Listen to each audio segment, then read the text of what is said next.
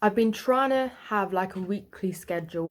I didn't do that between the last video and this video. Obviously, there's been a lot going on in the world, as there always is, but recently everyone, including me, has been more preoccupied than normal with racism. A lot of people like me have been learning a lot and taking the time to try and listen and try and learn a bit more. And I also just kind of wanted to give a bit of space for that to be talked about and not to come across insensitive, even though it's a problem that's been around for centuries and is not going to go away after this. I just felt I'd give it a little bit longer. My next video after this may or may not be about it. I mean, I really do have things I want to say about what's going on, but me being in my position, like in the last video, like talked about all my privileges that I have, including white privilege. I need to be careful what I say, and I need to not misinform. Like, you can obviously be anti-racist without having all the education. You don't have to, no one's going to ever know anything. I probably will, but yeah. In the description to this video, I'm going to put some resources to learn, to donate, to sign petitions, to, you know, things. But it also took me a while to do this because COVID-19 crisis is another issue that's just massive and complex, and there's a lot that can be said about it. And again, I have to kind of make sure I say the right things. I always want what I say to be memorable and to resonate and to not go in one ear and out the other. At the end of the day, I can't say everything. I just felt I need to publish this video while it's still relevant. This is probably going to be the disclaimer, or one of the disclaimers, for all my videos. Very related to my last video, which a lot of this will be. I'm extremely aware that I'm in an extremely privileged position. This video is kind of addressing people who have been affected in this crisis, by this crisis, in the same way that I have, which is not much apart from having to stay at home, for whom it's just been a period of having lots of time on your hands. I'm not telling anyone how they should have or should be dealing with any of this, or saying what you should have learned, and if you didn't, then blah blah blah. However, I do think for people in my position who weren't that preoccupied, I do think there's a lot that can be got out of this whole situation. This has been basically a time of everything coming to a halt, the world hitting the pause button. It's been a chance to step back and just slow down. In my very privileged, obviously, position, and for people in the same position, I kind of see this crisis as a bit of a blessing in disguise. It doesn't happen every day that the world just comes to a halt and everything just pauses and just stops for a second. And I think as humans, a lot of the time, that's really what we need to do anyway. So in that way, I do feel like this has been an opportunity. To me, the bottom line of this lockdown has been look after yourself. If what makes you feel mentally good is watching Netflix all day, do that. It's such an opportunity to try and create new habits that are better for you, that are better for the world, that are better for other people, and try and break those bad habits, those addictions, whether it's social media, shopping, whatever. My take on it is that it's such an opportunity to just like reflect. One lesson I think we can gain from this is gratitude. Gratitude for, number one, your privileges and what you have and what you can do, very related to my last video, but also because this is a health crisis, for those of us that have not been directly affected by this, just being grateful for our health and our friends and our family. And then there's gratitude for all the people who were still out working, especially the NHS, the emergency services. I'm very aware that during this crisis, lots of people were in extremely difficult situations. Lesson number 2 is consuming less, which is something I was talking about before a little bit, but because of this opportunity and this pause and this hold on, let's just think about everything, what's going on right now. And as well, like some people shift in priorities in terms of only buying essentials and whatever. This is extremely relevant. Something I've been thinking about recently, which seems very obvious and it's a very vague statement. Change does not happen unless a change is made. The result of something changes when the input changes. For something to change, something has to change. And that's so obvious. So Let me just give some trivial examples. If I'm trying to lose weight, my weight won't change unless I change something about my lifestyle, whether that is slightly changing my diet or whether it's just implementing a little bit more exercise into my daily routine, but something consistent. But the result of weight change won't change unless the lifestyle changes over a long-term period, so that change is sustainable. Another example is like, if one of my goals was to have like a generally cleaner house, my lifestyle would have to change in that I would have to implement just a little bit of cleaning, maybe half an hour or an hour, like a few times a week, rather than once a fortnight having a massive clean, or like going through cycles of like binging and then not eating for the whole day and then binging. Things to be consistent and to work, the actual fundamentals of the lifestyle have to change. Something has to be implemented there that's there to stay. So if we scale that up,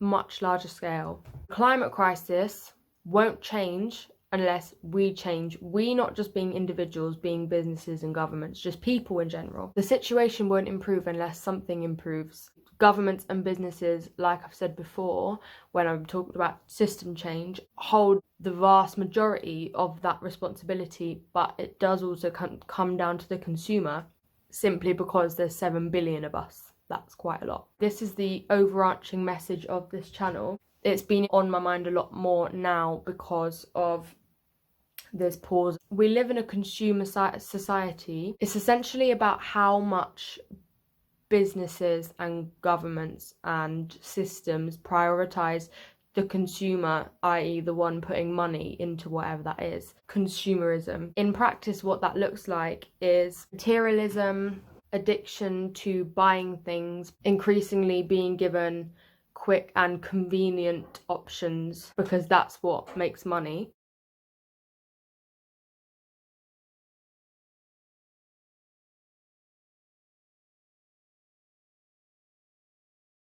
But for once, priorities have shifted. Coronavirus has, as a generalization, become the world's biggest concern for this period of time. Shops have closed, lots of industries have come to a stop. You may have seen on social media, on BBC, that in many ways the environment has benefited from this crisis. Air pollution over parts of Europe have significantly reduced. There was a picture going around on social media showing that the Venice canals are like completely clear because of like less boats. There's videos of like sheep wandering streets in Wales, dolphins returning to parts of the sea. The environment has temporarily benefited from this period of time. Of course, it's not just like clothes shops and whatever else that have stopped. It's lots of industries. But when consumerism slows down because people are preoccupied, it has a huge effect on the environment, which shows the effect that consumerism has on the environment. And I'm sure we all know, like when you see litter or when you see like patches of rubbish in the sea, for example, that is a direct effect of consumerism. And while it's good news, the reason I never got too excited about it was because I know that it's just going to return when we get back to normal. It's going to return to normal or worse, because in order for real change to happen, not just behaviours need to change, internal mindsets and beliefs and values and priorities need to change. If that doesn't happen, we'll go back to business as usual and we'll go backwards. The environment will probably get worse because everyone misses shopping. We miss our normal routines and our normal habits. In general, buying things that are unnecessary just for the feeling of gratification, as a result accumulating lots of stuff, is by nature bad for the planet, simply because the planet has enough stuff. I will cover this in a video very soon. What's happening as a result is the planet is choking, like I've said before, it's overflowing and it's turning into a giant landfill.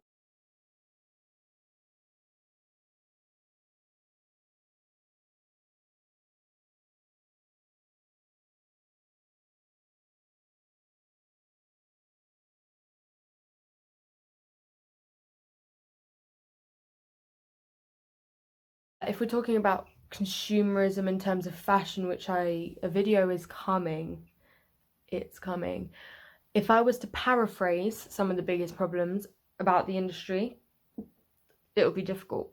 You have unfair wages and conditions for workers,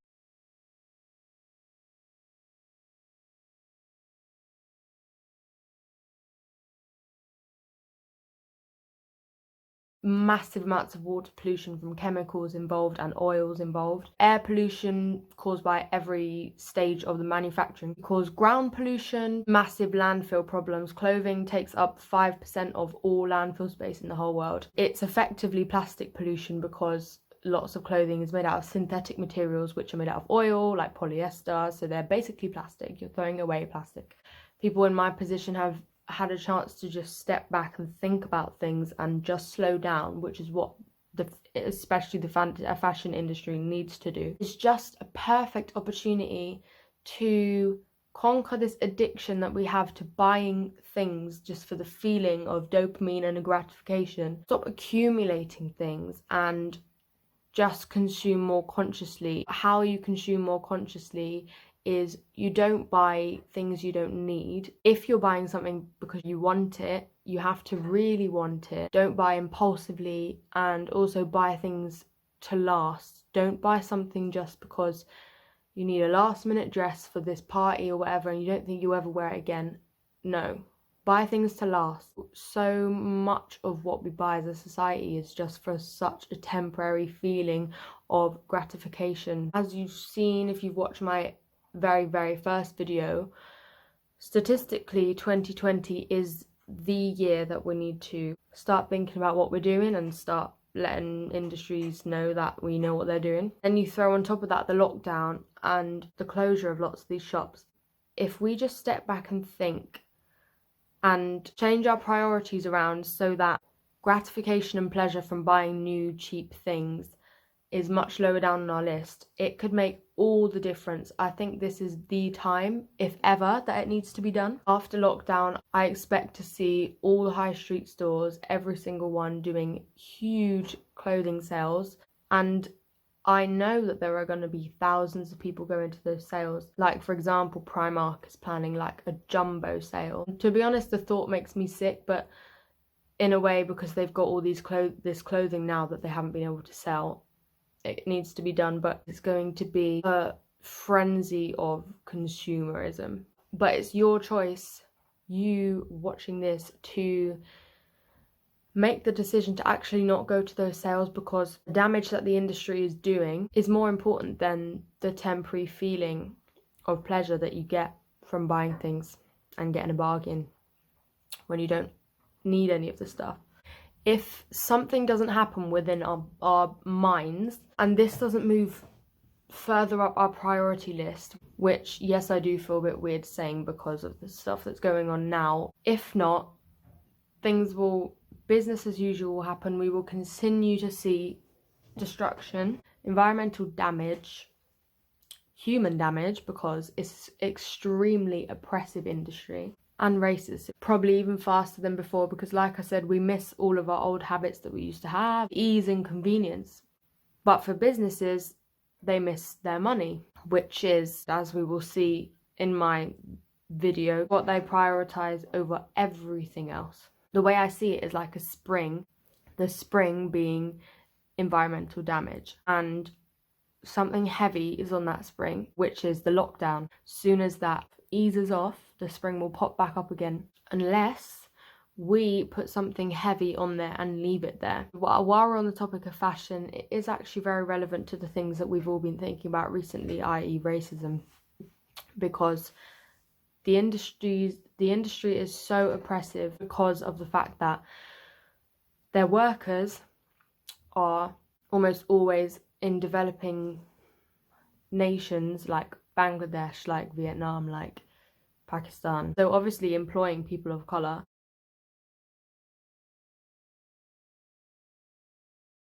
Know that they can get away with what is effectively modern slavery, poor conditions, bad pay, overworking, which is, let me remind you, how they make their clothing so cheap. So it's a hugely oppressive and racist system. That's why I'm not buying any of these brands who post about Black Lives Matter, because even if your workers aren't black, it's still racism, still an extremely oppressive system that you're upholding. But anyway, there's a lot that can be said about the COVID crisis. That's just my thoughts. Thank you for watching. But again, look in the description for some good resources, some good websites, some good petitions, some great organisations to donate to, some ways we can all educate ourselves more. Sorry for having a longer than normal break. I'm back by absolutely no demand at all.